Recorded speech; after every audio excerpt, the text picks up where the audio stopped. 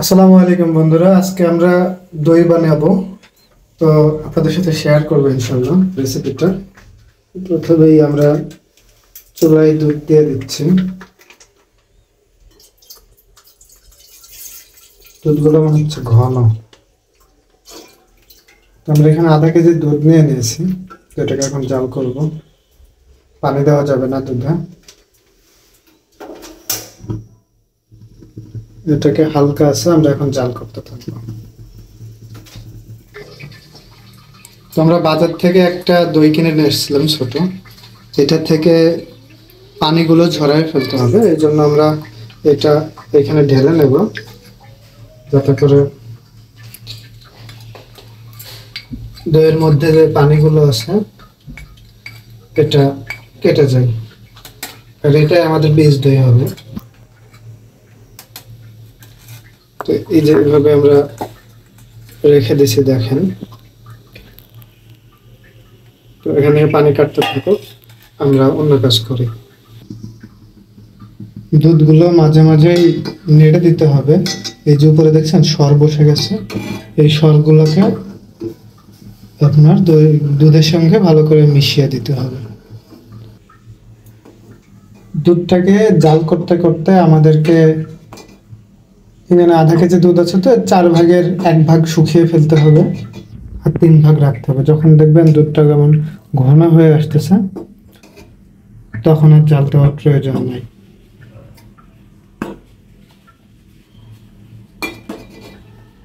থাকবো, দুধ নাড়তেই থাকতে হবে, দেখতে হবে যেন কোনো ব্লক উঠে দুধগুলো উপরে না চলে আসে। আমাদের দুধ অনেকটাই কমে গেছে। এই পর্যায়ে আমরা দুধে চিনি দিয়ে দিব।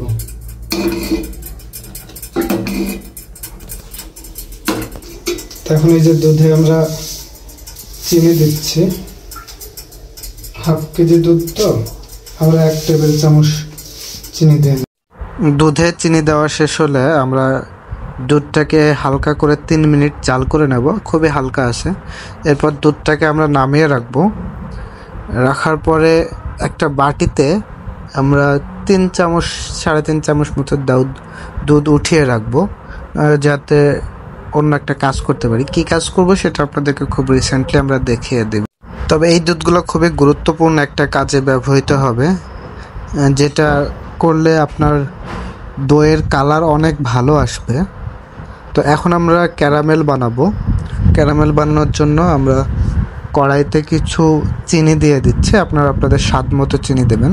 এখানে কালার বেশি আনতে হলে চিনি বেশি দিবেন, প্লাস দুধের পরিমাণও বেশি দিবেন। চিনি যত বেশি দিবেন, ক্যারামেল যত বেশি হবে, আপনার দুধের কালারটাও তত ভালো হবে। এখন দেখছেন আমরা ওই দুধটাকে দিয়ে ক্যারামেলের সঙ্গে মিক্সড করে নিলাম। এই যে দেখুন কত সুন্দর কালার এসছে। এটা যখনই আমরা আগের জাল করা দুধের মধ্যে দিব, তখনই দুধের কালারটা চেঞ্জ হয়ে যাবে। তো এই পর্যায়ে আমরা আবার আগের দুধটাকে চুলার উপরে দিয়ে দিলাম। আর আমরা যে তৈরি করে রাখা ক্যারামেলটা বানাইছি, ওই ক্যারামেলটা এখন দুধের মধ্যে ঢেলে দিব। ঢেলে দেওয়ার সঙ্গে সঙ্গে মিক্সড করব। একটু নাড়াচাড়া করার পরপরই দেখছেন দুধের কালারটা কত সুন্দর চেঞ্জ হয়ে গেছে। এখন একটা গাঢ় গাঢ় ভাব চলে এসছে। আপনারা চাইলে কালারটাকে আরও বেশি করতে পারেন, সেক্ষেত্রে আপনার ক্যারামেল বাড়ানো লাগবে। এই যে দেখুন দুধগুলো খুব সুন্দর করে নাড়তে নাড়তে দুধটা অনেক ঘনও হয়ে গেছে। তো এখন আমাদের দুধ জাল করা শেষ। দুধগুলো ঠান্ডা হয়েছে কি না ওর মধ্যে আঙ্গুল ঢুকিয়ে দেখবেন।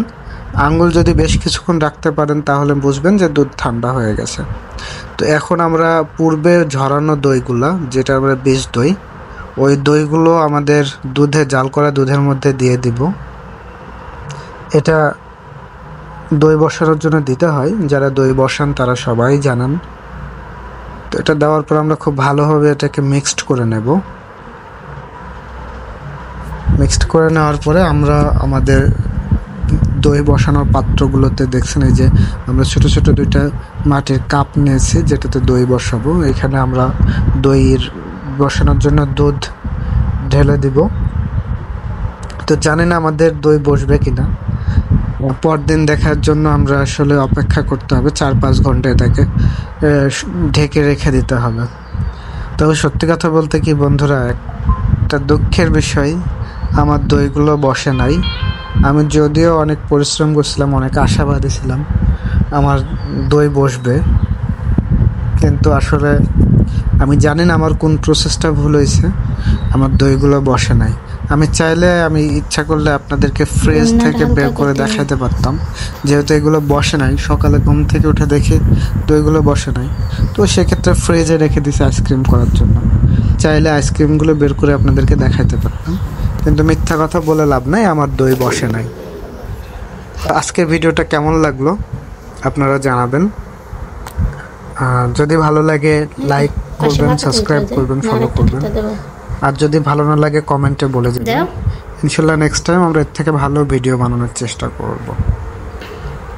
আর যদি কেউ ভালো দইয়ের রেসিপি জানেন তাহলে আমার কাছে শেয়ার করতে পারেন, আমি দেখে সেটা নেক্সট টাইম ট্রাই করব।